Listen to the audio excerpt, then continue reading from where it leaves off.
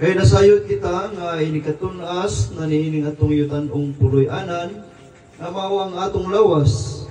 Hatagan kita sa Dios o puloy-anan dito sa langit. Usa ka puloy-anan nga walay katapusan, ug siya gayud ang nagbuhat.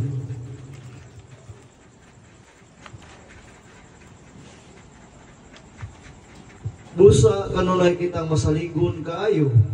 Nasayod kita nga samtang aniya kita niining lawasa, dayo kita sa puloy-anan sa Ginoo. Kay nagkinabuhi man kita pinaagi sa pagtuo o dili pinaagi sa atong makita. Masaligon kita kaayo o palabihon nato nga mamiya kita sa atong puloy-anan niining lawasa o mamuyo uban sa Ginoo. Apan labaw sa tanan, buot kitang magpahimuot kaniya bisan dinhi sa atong puloy-anan o didto. Kay kinahanglan o atubang kitang tanan kang Kristo aron iyang hukman, aron ang tagsa-tagsa magadawat sa angay kaniya sumala sa iyang nabuhat, maayo o dautan dinhi sa kalibutan. Ang pulong sa Ginoo. Salamat sa Diyos.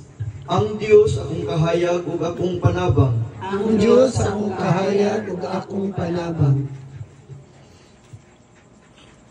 Ang Ginoo mao ang akong kahayag ug akong kaluwasan. Kinsa may akong kahadlukan. Ang Ginoo mao ang dalangpanan sa akong kinabuhi. Kinsa pa may akong kalisanan. Ang Diyos akong kahayag ug akong panabang.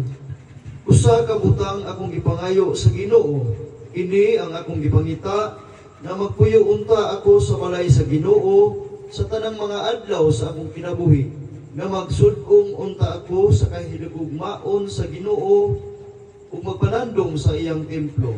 Ang Diyos akong kahayag ug akong panabang. Nagatuo ako nga makakita ako sa kaayo sa Ginoo didto sa yuta sa mga buhi.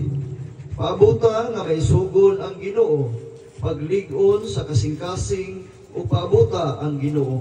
Ang Diyos akong kahayag ug akong panabang. Palihog manindog ang tanan ug atong karon pasidunggan ang ebanghelyo.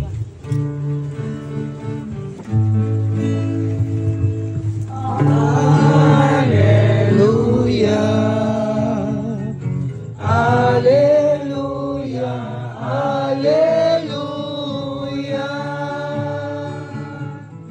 Mao kini ang adlaw naghimo sa Ginoo, magsadya kita ug mamaya, mamaya.